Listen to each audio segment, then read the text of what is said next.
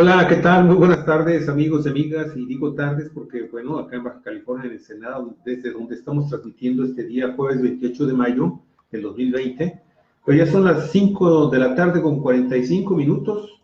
Oye, Olga, ahora sí te dormiste, se te durmió bien gacho el gallo, Se ¿eh? te Qué pegaron las bárbaro. cobijas, Sí, Javier Cruz. sí, definitivamente creo que hay que hacer algo, no hay que tomar tanta medicina para dormir bien. Más bien, Hola, ¿qué tal? ¿Cómo Javier, está? hay que resolver los problemas de la falta de celulares a tiempo. Tuve que salir corriendo a última hora a comprar un celular para poder ¿Qué cosas? reinstalar Así es, su todo. clave de Facebook y poder, bueno, sacar Sacar adelante adelante el el programa. programa, Así es. porque por razones de edad se le olvidó la clave y ya no podía entrar. No podía entrar a su correo electrónico, a Facebook, Oye, a pero ya las no cuentas esas plataformas. historias. Mejor Entonces, métete a la de esos tres bueno. africanitos. Amigos y amigas, bien bienvenidos. Y la verdad es que rápido nos vamos. Es un día especial. Tuvimos unos pequeños problemitas, pero ya están resueltos. Mañana, sin falta, de nueva cuenta, a la mañanita estaremos con ustedes. Muchísimas gracias por estar con nosotros, amigas. Denle un like y compartan el programa si les gusta. Un poquito tarde, pero fíjense, la primera nota que queremos sacar, una historia, es precisamente la que cuenta los restos de 3 africanos en una tumba en México que fueron localizados hace algunos días. Es una nota de Nicholas Flower del periódico The New York Times.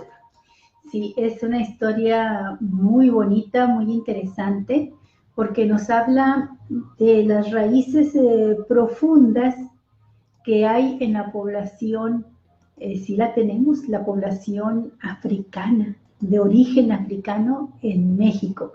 Y oiga usted esta historia. Sí, porque está vinculada también con las pandemias. Claro. Nos dice, los 3 cráneos eran diferentes. 3 cráneos diferentes a los cráneos de cientos de otros seres humanos que estaban en una fosa común del siglo XVI, que fue descubierta en el Hospital Real de San José de los Naturales, en Ciudad de México. Sus dientes frontales presentaban elementos decorativos, tal vez debido a alguna costumbre ritual, lo que los hacía diferentes de los naturales, como se les decía a los indígenas, que conformaban la mayoría de los restos humanos encontrados en ese lugar de entierro colonial. Los arqueólogos concluyeron que los 3 individuos probablemente eran esclavos africanos, pero necesitaban más pruebas para estar seguros. Y mire, ahora los investigadores han extraído información genética de los dientes de los individuos, con lo que confirmaron que eran africanos, quizás de los primeros en ser sacados a la fuerza de su tierra natal y trasladados al continente americano. Fíjese cómo los huesos hablan y cuentan historias, y huesos tan antiguos desde el siglo XVI. Dice Rodrigo Barquera, estudiante de posgrado del Instituto Max Planck para la Ciencia de la Historia Humana en Alemania. Dice, estudiamos esos esqueletos completos. Queríamos saber qué padecían, no solo las enfermedades, sino también el abuso físico que sufrieron, y lo queríamos saber para contar sus historias. Dice, estos huesos tienen historias que traen implicaciones muy interesantes de todo el periodo colonial en México. Sí, por favor. Los hallazgos que fueron publicados en Current Biology ofrece un vistazo a la vida de estas personas antes de sus viajes forzados, antes de que los secuestraran de sus pueblos nativos africanos y los trajeran a la fuerza al Nuevo Mundo, a América, a México, en calidad de esclavos.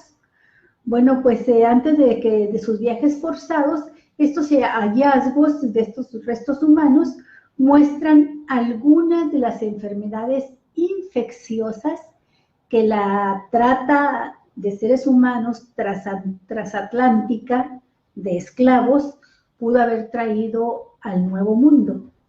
En el año 1518, el rey Carlos I de España autorizó el transporte directo de esclavos desde África hasta América, y en el año 1542 promulgó las leyes nuevas que prohibían que los colonos del virreinato de la Nueva España utilizaran a los pueblos indígenas como esclavos.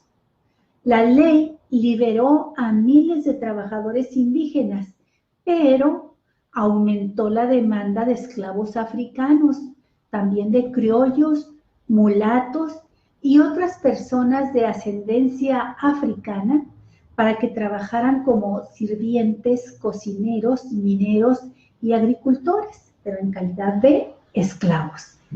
Entre 1518 y 1650 fueron aproximadamente 120,000 africanos esclavizados los que llegaron al territorio que actualmente es México. Los colonizadores españoles ya habían exigido el control de estos grupos porque creían que resistían a las enfermedades traídas de Europa, como la viruela, el sarampión y la fiebre tifoidea, que causó pues estragos en la población indígena mexicana, y como creían que los africanos eran más fuertes y resistentes a estos virus, pues se los trajeron como esclavos y dijeron, estos sí nos van a aguantar. Bueno, también creyeron que junto con la brutal conquista europea, casi habían eliminado a la población indígena con la viruela, con el sarampión y la fiebre, y necesitaban mano de obra fuerte, sana y gratis, prácticamente gratis, de esclavos. El Hospital Real de San José de los Naturales fue creado por allá por el año de 1530 para atender exclusivamente a pacientes indígenas, muchos de los cuales morían debido a los brotes de viruela. Los 3 africanos también fueron tratados allí. Cuando murieron, fueron enterrados junto a los indígenas. Tal vez todos fueron víctimas de aquella epidemia, dijo Barquera.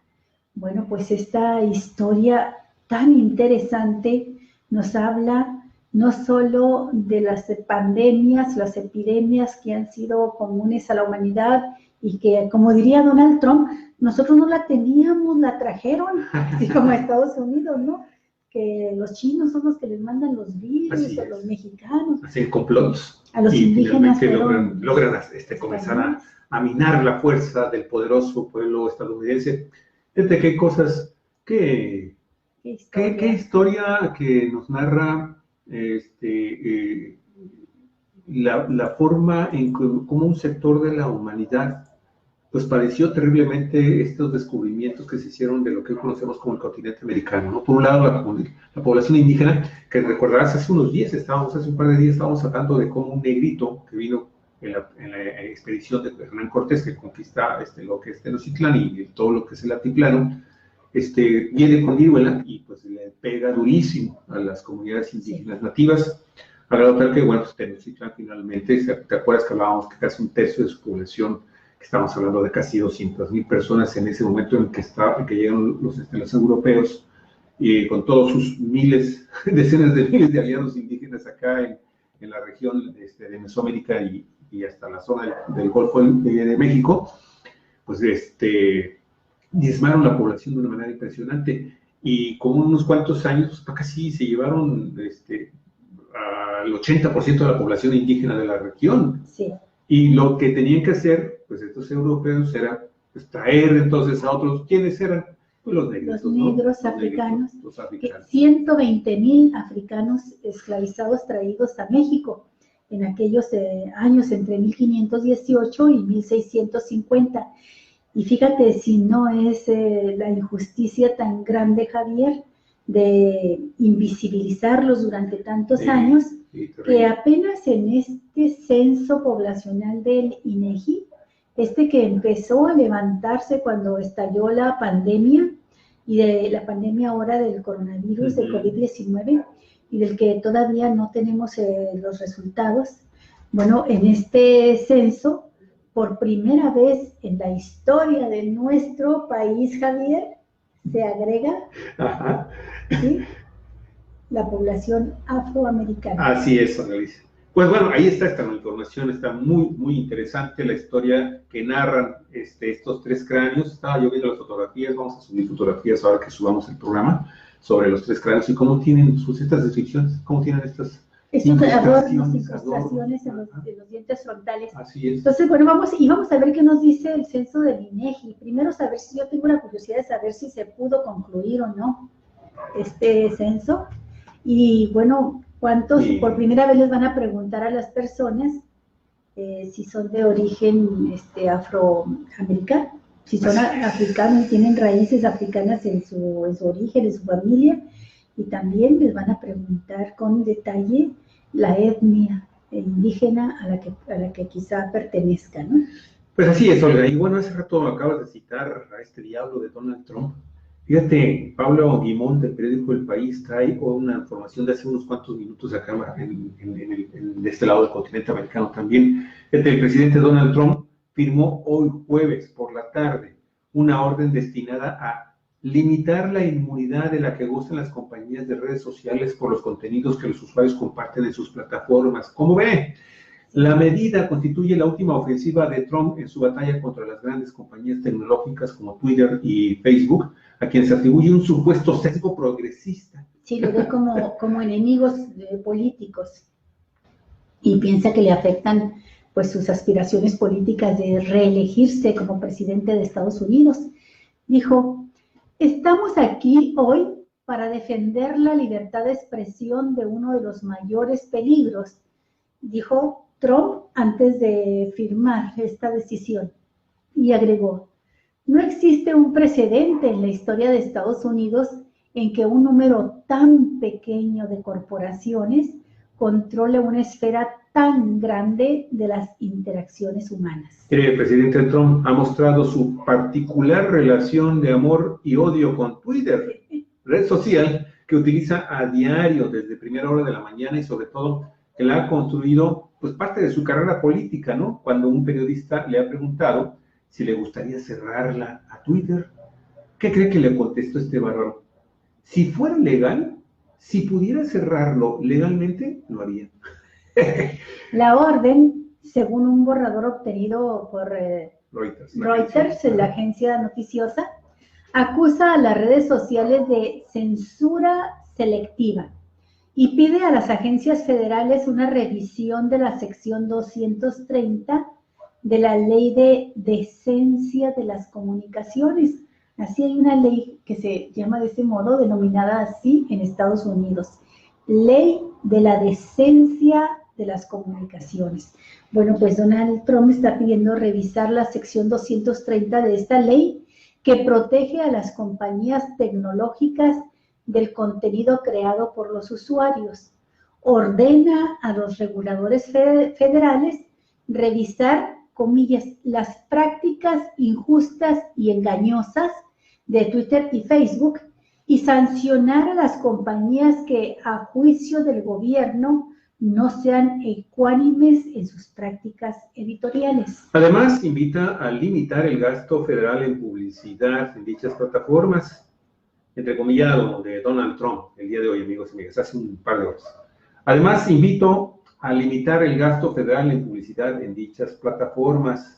Ordeno a mi administración que desarrolle políticas y procedimientos para asegurar que los dólares del contribuyente no van a parar a ninguna campaña de redes sociales que reprime la libertad de expresión. Así lo dijo, y amigos y amigas, Donald Trump, pues está como preparando un paquete también especial. De hecho, hoy en la mañana, ya estaba escuchando que los programas de noticias de la mañana, él decía, hoy vamos a tener una gran noticia sobre temas de libertad de expresión. Ahí está, a esto se refería. Y bueno, no deja de tener razón en muchas cosas, Javier. La verdad es que en todas las partes del mundo, en todas las naciones, incluida México, estamos padeciendo lo que el presidente López Obrador denomina a veces como las benditas redes sociales, pero que también ha conocido ya él mismo la parte infernal de estas redes sociales. Son las benditas y a la vez infernales redes sociales. Y bueno, cualquiera de nosotros puede constatarlo por la manera en que a veces estallan las redes sociales con una serie de noticias falsas, de calumnias, de difamaciones, de linchamientos, donde se expresa lo peor del ser humano. Hay veces que está leyendo uno comentarios que literalmente apestan, casi emanan así podredumbre, ¿no? Cuando los está uno leyendo, putrefacción. Pero bueno, también se encuentra uno cosas maravillosas, y como toda tecnología moderna, Javier, pues no es la tecnología, es la persona, es lo que se dice para lo que los usa. Nos sucedió con la televisión, nos sucedió con el cine, nos está sucediendo ahora con todos estos medios digitales. Pues ahí está un tema, amigos y amigas, que sin duda pues invita a que se haga un debate sobre este tema. Se da una cuenta muy interesante.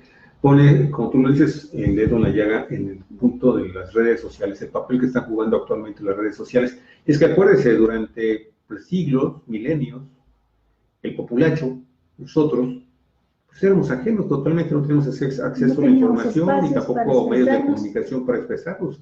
Expresabas algún punto de vista que fuera contrario al gobierno o a cualquier poderoso por ahí, y pues amanecías muerto, ¿no? Desaparecido, o simple y sencillamente te expulsaban de tu comunidad. Hoy esto es masivo, y bueno, amigos y amigas, esto, entonces haga de cuenta así como el perrito que está todo el santo día con el bozal, de repente, todos sus años, de repente le quitan el bozal, bueno, pues ahí queremos morder a todos, ¿no?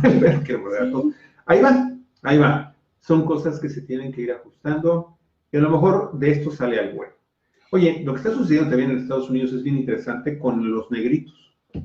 De nueva cuenta, es que esto que pasó allá en Minneapolis, todo este sufrimiento, represión, maltrato, discriminación, odio, todas las agresiones, la violencia de que ha sido víctima la población de africanos traídos al continente en un origen como esclavos, y bueno, en especial en Estados Unidos, parece no tener fin.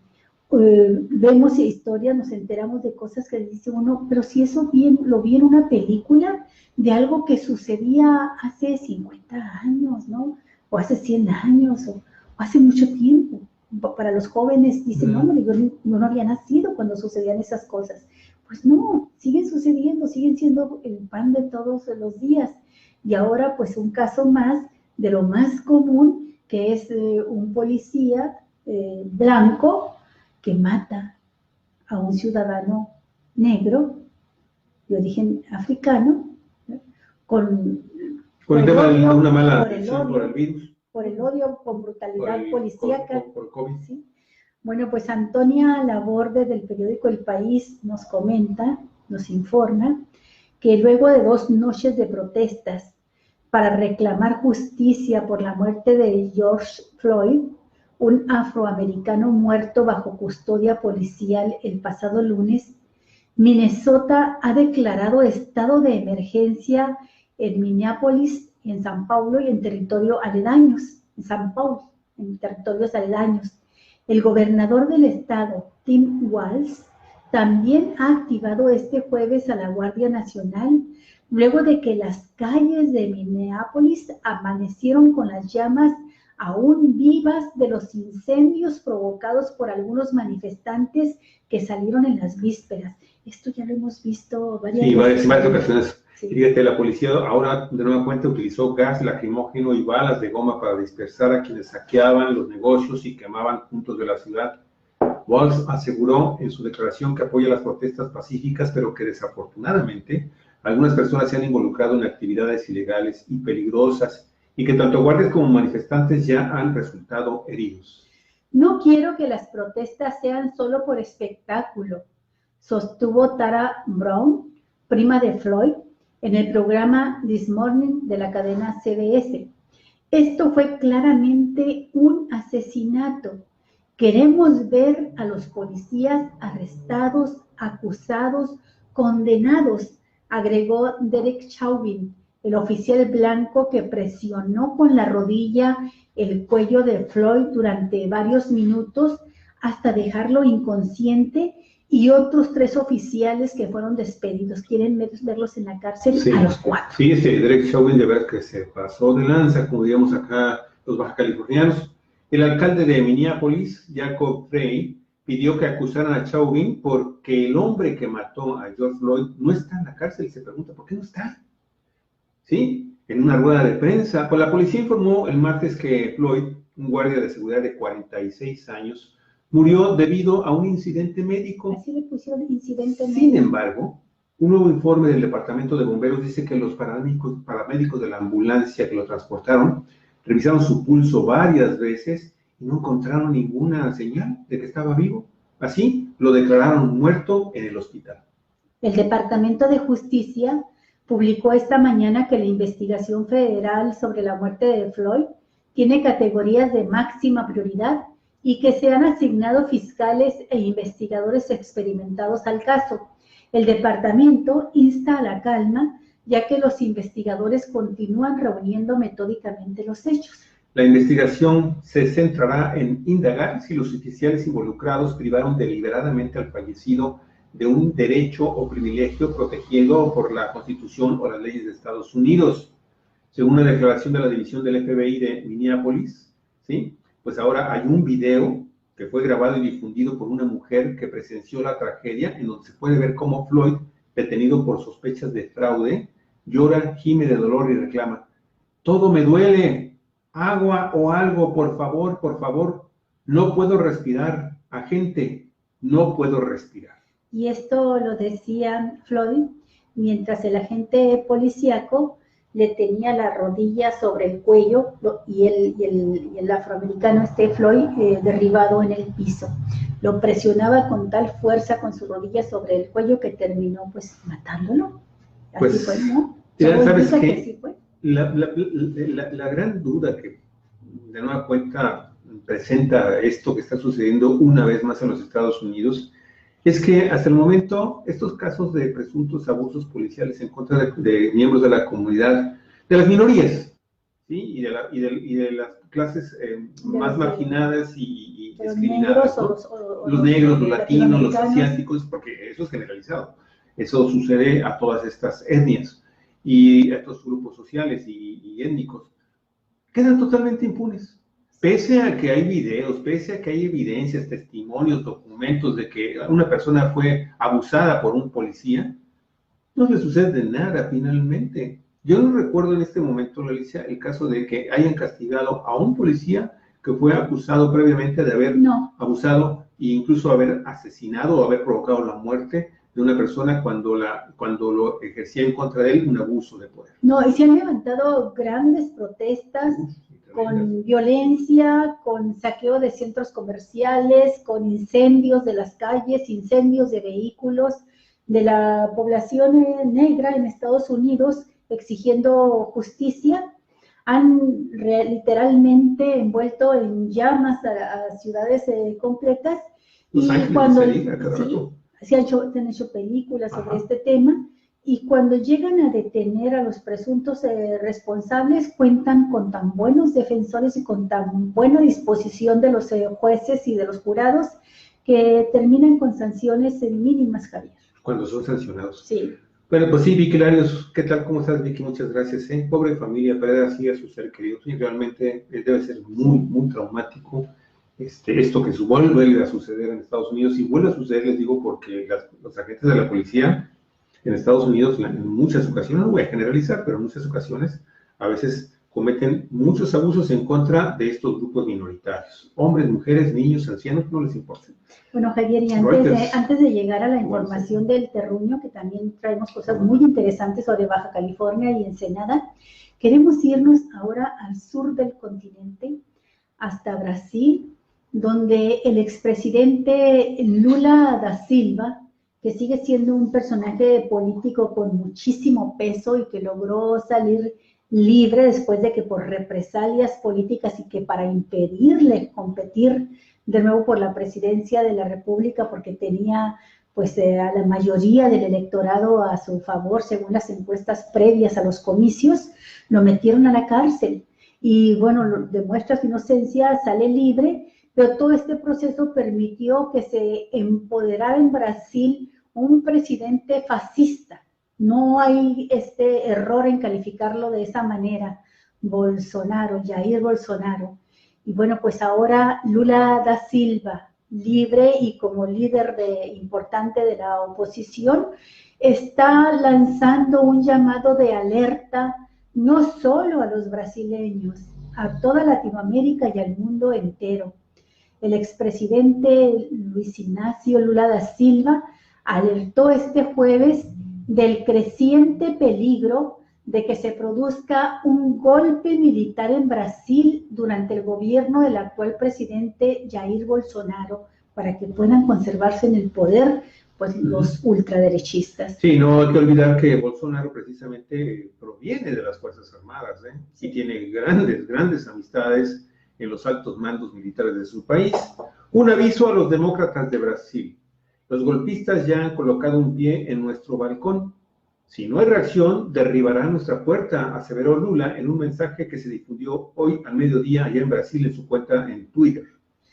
Sus palabras han tenido lugar un día después de que uno de los hijos del presidente Bolsonaro, el diputado Eduardo Bolsonaro, dijera en una entrevista que ya no es cuestión de debatir si ocurrirá un momento de ruptura en Brasil, sino cuándo se producirá. Así, barajó la posibilidad de que su padre tome alguna medida más enérgica, así lo dijo él, más enérgica. Asimismo, Eduardo Bolsonaro habló del golpe militar de 1964 y expresó que se trató de una respuesta de los militares al clamor popular. En este sentido, dijo que ahora las Fuerzas Armadas podrían ser los que destensen la situación para restablecer posteriormente el juego democrático. Estos comentarios han tenido lugar en plena crisis institucional entre el Poder Judicial y el Ejecutivo. Mira qué cosa tan cómica.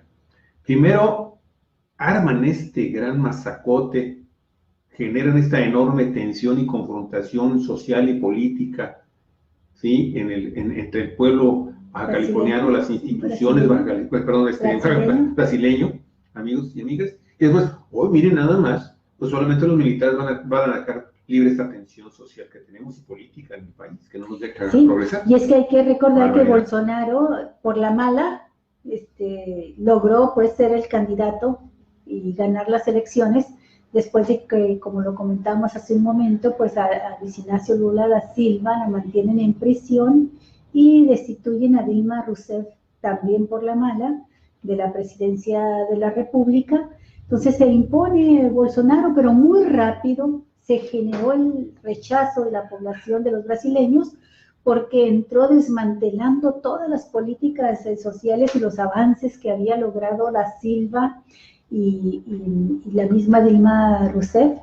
Y entonces desmantelan todos los programas sociales, todas las políticas económicas, le meten el acelerador a las políticas neoliberales y Bolsonaro además aplica una mano durísima para gobernar, nada más para que se dé usted una idea o para recordarle a usted quién es Bolsonaro, porque seguramente muchos de ustedes ya lo saben. Él ha dicho que el gran error que cometieron los golpistas, los militares, en los años 60, cuando dieron el golpe de Estado militar a Brasil, fue dejar con vida, Javier, a 30,000 opositores al régimen, que debieron no solo torturarlos como lo hicieron, sino que debieron haberlos liquidado, que los debieron haber asesinado y desaparecido, como lo hicieron los militares argentinos. Y luego, pues, él le rinde un homenaje a los torturadores y asesinos de estos pueblos donde las dictaduras militares se impusieron, ¿no?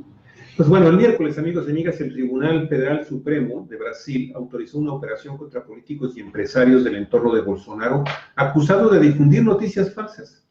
Esto llevó al propio presidente a mostrar su indignación con el Poder Supremo, si bien ha defendido la inocencia de las personas de la investigación. Total, que pues están poniéndose las cosas muy calientes, amigos y amigas, en una de las naciones en donde el COVID-19 también ha estado provocando unos grandes estragos, por la negligencia, ¿sí?, de Bolsonaro y de ese gobierno para también atender oportuna y rápidamente lo que estaba sucediendo en varios, pues obviamente en Asia y en Europa, y que igual que Donald Trump, no, eso es un invento, no existe el COVID, no existe este coronavirus. Ve usted, ahora creo que es la tercera o cuarta nación del mundo con mayor cantidad de personas muertas por esta pandemia. Sí, y ahora que hablamos del COVID, Javier, pues entremos a lo que está sucediendo en México. Sí. En México ya superamos las 9,000 muertes, 9,000 personas víctimas de COVID-19, pues ya fallecieron. Y los casos positivos llegan a 81,400. El portal, sin embargo, los periodistas de este medio de comunicación nos informan que en el día 67 de la Jornada Nacional de Sana Distancia y a solo 3 días de que esta termine, México ya suma 9,044 muertes por causa de COVID-19 y tiene además 16,315 casos confirmados activos, informó este jueves Hugo López-Gatell Ramírez, subsecretario de Prevención y Promoción de la Salud de la Secretaría de Salud Federal. Mire, los 16,315 casos activos, los que se detectaron en los últimos 14 días, se concentran en la Ciudad de México, Estado de México, Baja California, tercer lugar, Baja California, Tabasco, Veracruz y Puebla. Digo también el vocero del gobierno federal para el tema del coronavirus. En cuanto a las defunciones, que hoy suman, como dijimos, 9,044, las autoridades tienen aún 783 defunciones sospechosas y por comprobar en laboratorio, explicó el también epidemiólogo López-Gatell. Mire, el doctor insistió en que las muertes reportadas cada día son las que se van comprobando con pruebas de laboratorio y también reiteró que la pandemia sigue muy activa en México, particularmente en el Valle de México. Pero bueno, es que no saben lo que está pasando aquí en Baja California. Sí, además no se compara ni remotamente la población de la Ciudad de México y el Valle de México, la cantidad de habitantes que tiene, pues con la que existe acá en Baja California. Entonces, estar en el tercer lugar con una población muchas veces inferior a las de estas ciudades monstruo, pues no, significa que en tasa por 100,000 habitantes estamos muy, muy mal en cada muertes, de cuántas muertes por cada 100,000 habitantes. La Organización Mundial de la Salud elevó hoy a 353,334 el número de muertos en el mundo. 353,334 muertos. Los cuales más de 100,000 los aporta Estados Unidos, ¿eh? Sí, casi una tercera parte. A causa de COVID-19, lo que supone 5,228 decesos adicionales por esta nueva enfermedad en un solo día. Los casos confirmados son casi 5.59 millones de personas, 85,000 más de las que eran en la víspera, es decir, apenas 24 horas antes. Es decir, menos de la media de la última semana que estaba por encima de los 100,000 infectados diarios. Que quiere decir que a nivel mundial ya va descendiendo la curva de esto que le han llamado la primera oleada del coronavirus, porque preguntaron al doctor López-Gatell que si se acaba ya la pandemia una vez que la curva termina por descender, ¿no? Dice, ¿se acaba la primera oleada?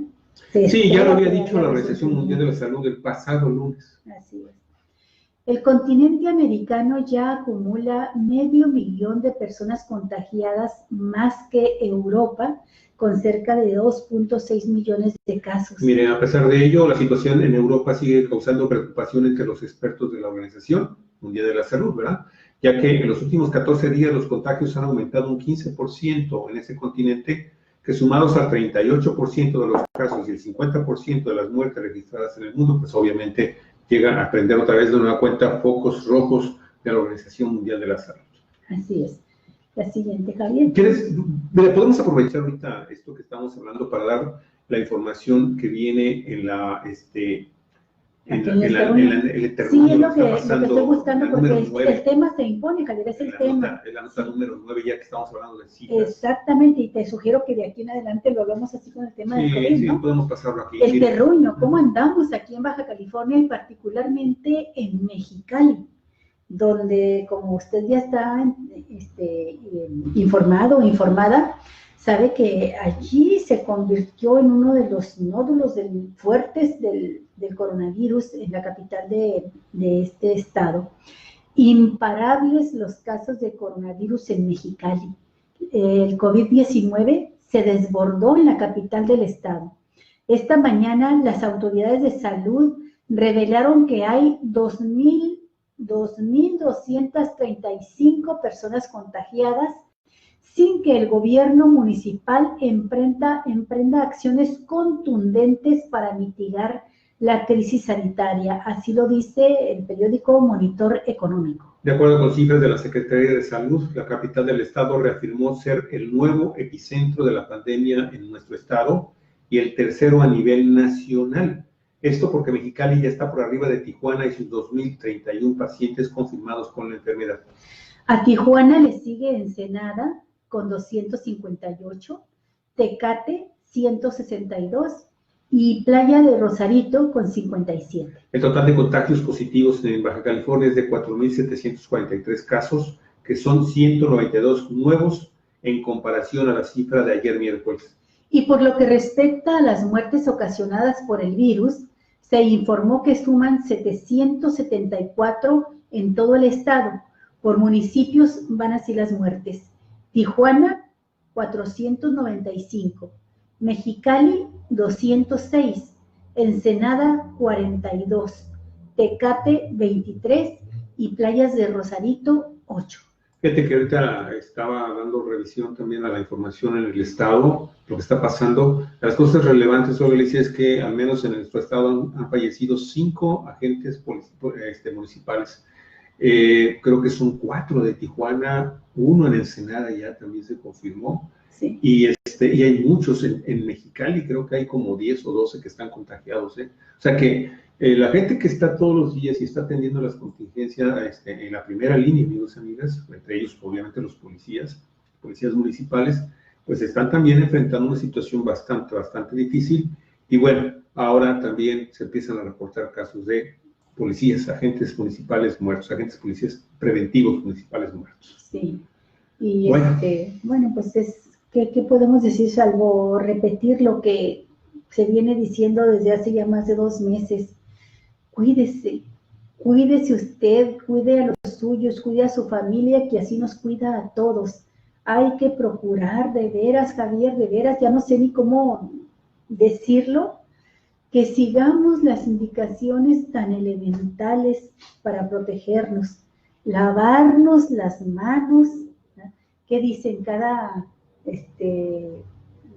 durante 20 segundos por lo menos, Javier, desde las uñas hasta los codos, si puede, la parte de la cara, cada vez que salga, cada vez que tenga que tocar algo en la calle, cada vez que reciba un sobre, cada vez que tenga contacto fuera de su casa, por las razones que sea, estarse lavando sus manos. Pues ahora, como ya se estableció, usar el cubrebocas y procurar de verdad no salir de casa y procurar hasta donde sea posible no tener que reunirnos con familias, con amigos, continuar con estas medidas de contingencia, a pesar de que ya van a empezar a eliminar algunas de las medidas de contingencia como la sana distancia. Muchos creemos, yo lo afirmo, que no es el momento de hacerlo, Javier, porque estamos en un momento alto de contagios todavía en México. A nivel internacional la curva está bajando ya de casos de contagio, pero en México está creciendo. Pues así es, Alicia. Y mira, lo que está sucediendo también con el coronavirus está afectando a los que están aspirando a formar y crear en México nuevos partidos políticos. Rodrigo Vera, de la agencia APRO, trae esta información. Debido a la actual emergencia sanitaria ocasionada por el coronavirus, se aplazó la fecha para determinar la formación de los nuevos partidos políticos nacionales que estaba programada para el próximo 1 de julio, unos cuantos días más, informó hoy el consejero presidente del Instituto Nacional Electoral, Lorenzo Córdoba. Realmente nos hacen falta más partidos. Yo creo que ahí sí de veras que el coronavirus no nos hace ningún daño.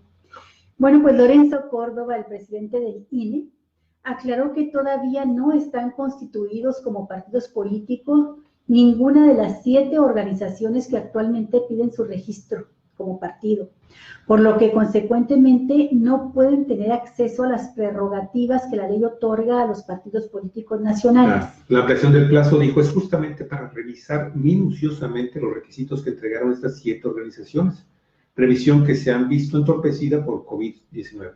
Este aplazamiento del proceso del registro tiene la finalidad de garantizar tanto la revisión pormenorizada de cada requisito y peso ejercido en el proceso de conformación de estos partidos, como los derechos de quienes aspiran a integrar el sistema de partidos mexicanos, agregó el Córdoba, presidente del INE. Así es. Hay que mencionar previamente, como un dato de circunstancia, amigos y amigas, es que estas 7 organizaciones supuestamente lograron la cantidad de asambleas y la cantidad mínima de personas afiliadas a su organización, y así fueron dados a conocer ante las propias autoridades del INE, del Instituto Nacional Electoral, que es la que estaba dando el seguimiento a este proceso, ¿sí? Y pues entre ellos hay que recordar que está Felipe de Jesús. Sí, México, Calderón, Niño de Jesús, México Libre, Uh-huh. que espera regresar a la presidencia junto con su esposa, con Margarita Zavala. Ajá. Y bueno, pues ya se considera él como el líder de la oposición en México, ¿no? Sí, así se asume. Sí. Oye, lo que está pasando, amigos y amigas, esto hay 2 notas que queremos ahorita compartir, que están también directamente vinculadas con las guerras sucias y las formas en cómo se está acercando o se pretende acercar al gobierno federal con el tema de su ineficiencia, Sí, con el tema de... Pero, ¿qué te parece, Javier, si digamos este tema también de los partidos políticos? Ya que estamos... pues bueno, adelante. Óscar te apoya, monitor económico. ¿Te parece? Sí, ahorita entramos con otro. Sí, ándale, desahogamos esto porque se vincula con la solicitud de nuevos Los partidos políticos. Sí. Uh-huh. Y mientras tanto, fíjese usted, aquí en Baja California, pues ya en el Congreso local se ha presentado la propuesta, lo presentaron la diputada Miriam Cano de Ensenada y la líder del grupo parlamentario de Morena, Montserrat Caballero, junto con otro diputado, la propuesta para que se disminuya, para reducir el presupuesto de los partidos políticos locales, el presupuesto que reciben del erario estatal. Óscar Tafoya, del periódico Monitor Económico, nos informa que se buscan reducir 74 millones de pesos a partidos en Baja California. Sin embargo, casi 7,000 millones de pesos del presupuesto quedan libres para Bonilla, son intocables. Bueno, el encargado del gobierno de Baja California, Jaime Bonilla, sí,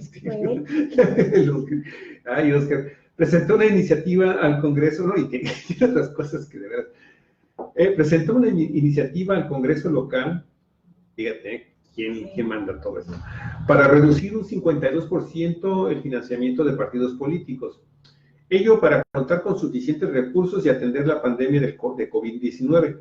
Sin embargo, no dijo que su oficina dispone de casi 7,000 millones de pesos que tiene a su libre disposición, y esa partida no la piensa reducir. No la piensa reducir, no la reducirá.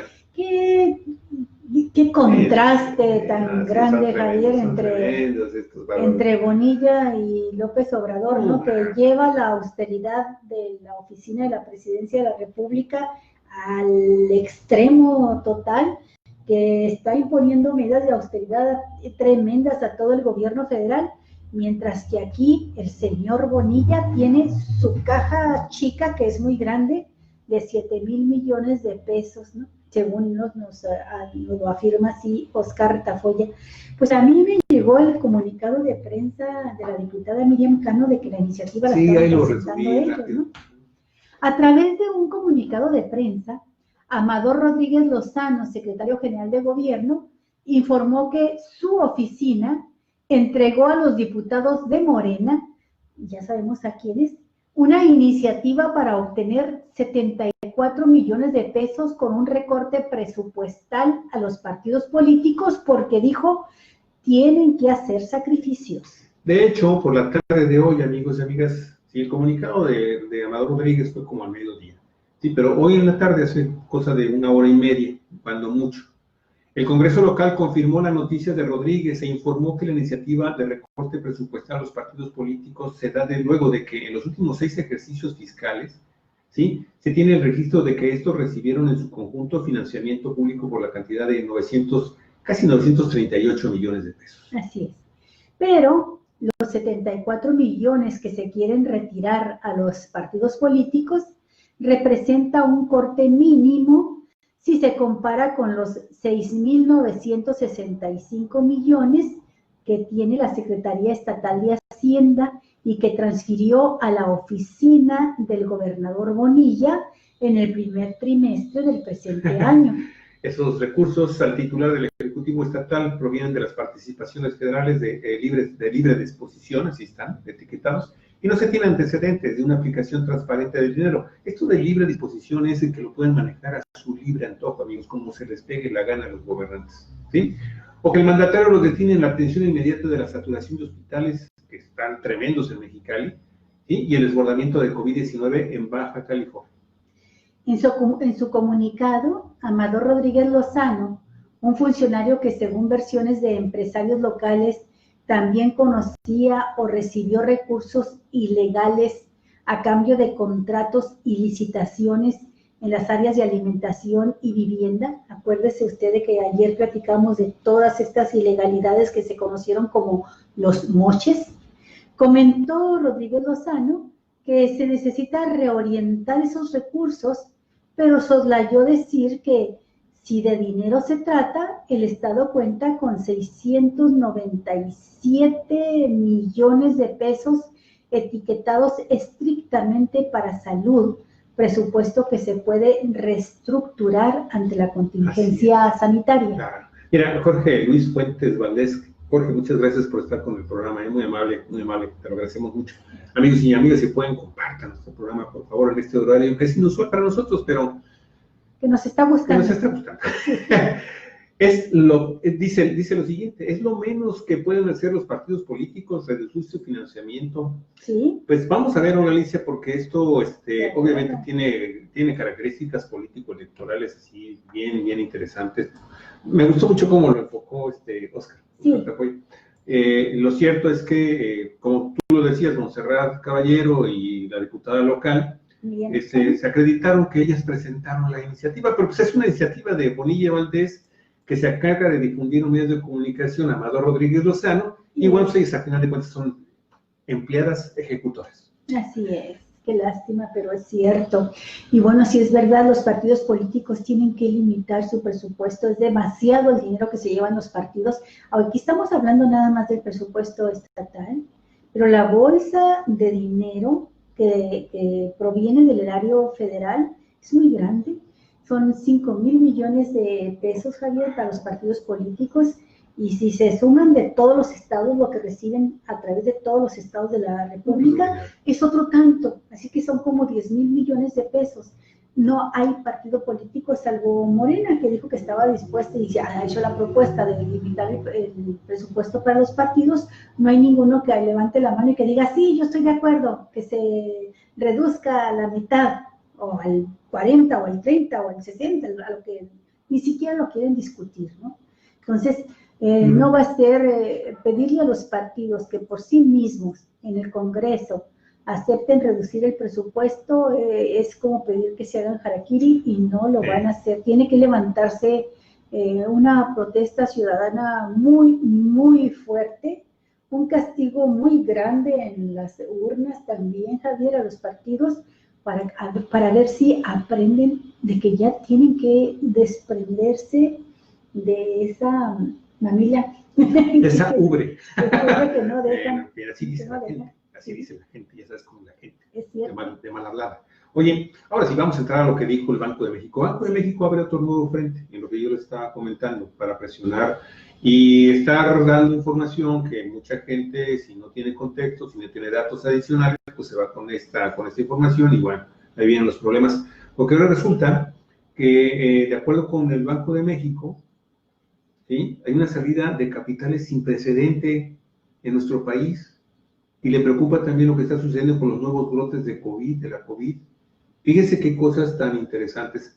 Diría uno, bueno, el Banco de México, bueno, pues forma parte del gobierno, ¿no? Es una entidad autónoma. Sí, es autónoma. Que tiene hasta cierto punto soberana.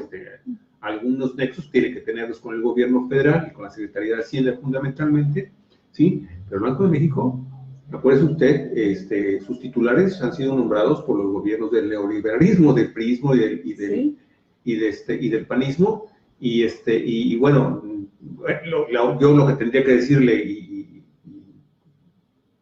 y esperar a ver qué sucede hasta que le toque a esta administración federal, pues hacer el procedimiento para que los cambios de los titulares, ¿no? Porque ahorita está visto que esto tiene que ver directamente con la campaña para comenzar a presionar desde este momento las elecciones de este año en ciertos estados y la que viene, la intermedia a nivel federal y estatal, en el caso de Baja California. Sí, y no está mal, no es mal que el Banco de México sea un organismo autónomo. Lo que está mal es que aprovechando esa autonomía se utilice políticamente. Así es. La Junta de Gobierno del Banco de México señaló como principales preocupaciones para la recuperación económica del país la aparición de nuevos brotes de COVID-19 y el tiempo que tomará la normalización de las actividades productivas. Como quien dice, amigos y amigas, ¿no? Sí, como quien dice, descubrieron el hilo negro. Sí, esto ya lo sabemos. Descubrieron el hilo negro estos sabios economistas. Que ganan un dineral. Aunque este miércoles el Banxico, así le dicen al Banco de México, pronostica una concentración de hasta el 8.8% de la economía para el año 2020, la mayoría de los integrantes de la Junta esperan una recuperación durante el segundo semestre de este año, que se extendería al 2021. Otra preocupación de los funcionarios del Banco Central es la salida de capitales del país, la depreciación del tipo de cambio y las limitadas medidas fiscales para apoyar a la planta productiva y mitigar los efectos de la pandemia COVID-19. Híjole, aquí en estos dos primeros datos de la salida, ¿sí?, de capitales, sin decir cuántos de esos capitales son los que se fugaron, porque tú recordarás el momento de la máxima salida de capitales tras la devaluación del 82 en este país, que provocaron una de las crisis más severas de las que ha enfrentado también el pueblo mexicano, hasta ahora los temas de COVID-19, amigos y amigas, ¿sí? Así decirlo, ay, que es una cantidad exagerada, bueno, sí, unos cuantos, pero también esto de que la depreciación del tipo de cambio, Olga, lleva toda una semana recuperándose el peso frente al dólar, de hecho ya empezó a tener un manejo muchísimo más positivo, ¿sí?, que a nivel mundial se le está reconociendo a este gobierno porque se está apreciando la cotización. Andábamos en 25, ahorita andamos. Aquí en Baja California anda por 21.30, 21.50 las cotizaciones, ¿no, Alicia? 22.10 allá a nivel nacional, diciendo al Banco de México que le preocupa la depreciación del tipo de cambio, ¿no? O sea, sí. Qué cosa. Y bueno, pues el propio presidente López Obrador ha declarado lo contrario, de que no se provocaría la salida masiva de capitales. Y fíjate, estaba recordando que desde 2017 varios analistas políticos hablaban de que no había un temor de que si ganaba López Obrador las elecciones se fuese a provocar una salida de capitales. Lo que está sucediendo hoy tiene que ver más que nada con el problema de la pandemia, Javier, y es algo que está sucediendo no en México, está sucediendo en el mundo.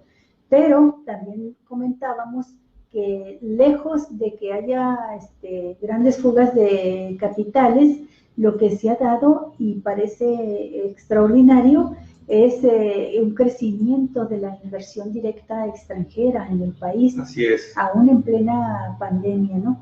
Entonces, la salida de capitales está en relación con las empresas que están rediseñando sus estrategias financieras frente a la crisis que provocó mundialmente la pandemia. Y estamos hablando, ya lo habíamos dado a conocer, de las transnacionales energéticas, Javier, que ahorita es uno de los temas en discusión y que no están invirtiendo ni están interesadas más en invertir porque están esperando que pase la pandemia. Sin embargo, las que ya tenían sus inversiones seguras, como por ejemplo Sempra Energy, en este primer trimestre de 2020 incrementó sus ganancias. En plena pandemia incrementó sus utilidades, Javier. Lo vimos la semana pasada, también damos la nota de cómo en Estados Unidos los supermillonarios se hicieron más millonarios todavía, ¿no? O sea, en fin, amigos y amigas. Hay un dato que posteriormente nosotros logramos ubicar sobre la cantidad de dinero que se está reportando que está saliendo del país en los últimos 2 meses. A mediados de mayo se dio una información de que inversionistas extranjeros sacaron del país 121.245 millones de pesos en el mercado de deuda gubernamental, ¿sí? Que correspondía al mes de abril, ¿sí? Y después en marzo también se había supuestamente registrado un éxodo de capitales récord por 161.541 millones de pesos, que de alguna forma estaba dando a conocerlo el Banco de México. Hoy no se ha dado una cifra actualizada, entonces no sabemos cómo esté realmente este tema, ¿eh? Pero lo que está diciendo Andrés Manuel López Obrador sobre esto, amigos y amigas, es que la fuga de capitales se debe a que por la crisis mundial, quienes invierten, sobre todo en los fondos de inversión, pues están buscando mayor protección para su dinero. Claro. Por eso sacan sus inversiones de países emergentes, para llevarlos a naciones como Estados Unidos y Japón, para refugiarse en el dólar o en el yen, que son monedas muchísimo más sólidas, más fuertes, ¿no? Claro, Javier. Y bueno, la respuesta que da precisamente López Obrador es: no coincidimos con el Banco de México, nos vamos a recuperar pronto. Dice, ante los pronósticos del Banco de México sobre una caída de hasta 8.8% en la economía nacional, el presidente López Obrador declaró que no coincide con esas proyecciones. Nosotros pensamos que nos vamos a recuperar pronto, reiteró. Así es. Y bueno, el último párrafo de esta nota lo dice, precisamente habla de lo que les estoy diciendo, amigos y amigas. Reconoce, bueno, por el tema de la crisis mundial, pues todas las monedas se han estado cayendo, se han caído las bolsas, en fin, los capitales han estado jugando de inmensa cantidad de países, fundamentalmente los emergentes, como dicen, y menciona esto de la apreciación de nuestra moneda frente al dólar, amigos y amigas, ¿sí? Llegó a estar hasta 25 pesos por dólar, lo dijo Andrés Manuel López Obrador, ¿sí? Y poco a poco se ha venido apreciando hasta llegar a lo que les estaba diciendo, 22 pesos con 30 centavos, hoy, pues por ahí de las 11, 12 del día, tiempo de Baja California. Todavía no he visto cómo está cerrando, pero está bien, o sea, se está recuperando. De hecho, el peso se había mantenido fuerte durante todo el tiempo que llevaba el sexenio, hasta que llegó el COVID y se cae internacionalmente, se cae el petróleo hasta precios de -0. Entonces todo eso pues impactó directamente al peso mexicano, como impactó en muchas otras monedas nacionales en el mundo, y en el caso del peso pues empieza una leve, pero parece ser que sostenida recuperación. Así es. Bueno, oye, nos vamos con la del chorlito, ¿no? Sí, cerramos con esa. Es una nota muy bonita. Así es. Han instalado un cerco, fíjese usted, un cerco para proteger nidos de chorlos nevados. Como parte de la campaña La playa es de todos, se instalaron cercos de protección temporal en la playa de El Ciprés, aquí en Ensenada. El primero de ellos se colocó el pasado 4 de abril y protege un área de 12.621 metros cuadrados. Se encuentra justo frente a Pacífica at Ensenada. Sí, con el desarrollo inmobiliario que está ahí, ¿no? A un ladito de la zona de anidación. También se han emplazado otros cercos pequeños, individuales, para nidos que están en áreas fuera de este primer cerco. El más reciente se apostó en la playa, en la zona que se ubica entre la Lagunita y el Conalep. La finalidad de los cercos es proteger la zona de anidación de chorlo nevado, para que los nidos no sean aplastados por vehículos o el paso de personas. Así es, y fíjese también lo que nos está informando este comunicado que me hiciste el favor de pasarme por ahí. También se han instalado jaulas, de Terra Peninsular, efectivamente. También se han instalado jaulas, también conocidas como excluidores o mini enclosures, para evitar la pérdida de nidos por depredadores, tales como los coyotes, los zorros, los zorrillos, los perros, los gatos y otras aves. Estas jaulas se instalan en donde se ubican nidos y son estructuras metálicas de un tamaño especial que les permite a los chorlitos nevados entrar a incubar y salir rápidamente. Las crías de los chorlos nevados son precociales, es decir, al nacer abandonan el nido en cuestión de horas y buscan su propia comida. ¡Ah, qué bendición para las madres y los padres! Buscan su propia comida desde que nacen, pero dependen del cuidado de los padres para protegerse. Mire, y el chorlo nevado, amigos y amigas, por si usted no lo conoce, se reproduce, es una avecita pequeña, muy hermosa, muy linda. Sí. Se reproduce entre abril y agosto y es una especie de ave catalogada como amenazada por la NOM 059 Semarnat, es decir, susceptible a extinguirse en el futuro.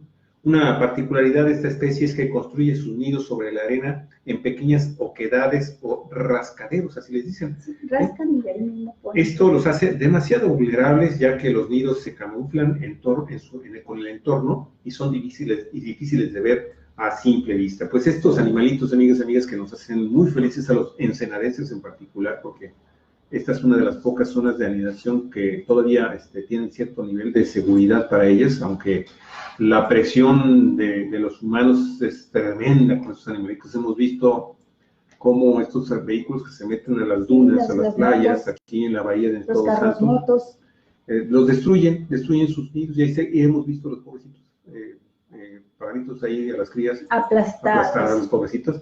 Bueno, hay organizaciones como Terra Peninsular y otras organizaciones y ciudadanos en lo particular que están trabajando por su conservación. Pues ahí está, qué bueno, hay que tener mucho cuidado, ¿no? Terminamos el programa, Javier. Sí, Galicia. Nada más una última nota, porque creo que esto va a ser muy, muy importante para mañana, va a haber mucha información sobre esto. España autorizó hace un momento, hace media hora, la extradición del empresario coahuilense Alonso Ancira, dueño de Altos Hornos de México. ¿Te acuerdas de este caso? Sí, ¿cómo no? Pues, amigos y amigas, entonces ya va a ser extraditado, ¿sí? El empresario mexicano tiene 30 días para apelar la resolución, ¿sí? Y pues espera que en el transcurso de estos 30 días se defina finalmente si va o no va, la justicia mexicana lo va a traer aprovechando esta sentencia de los tribunales españoles.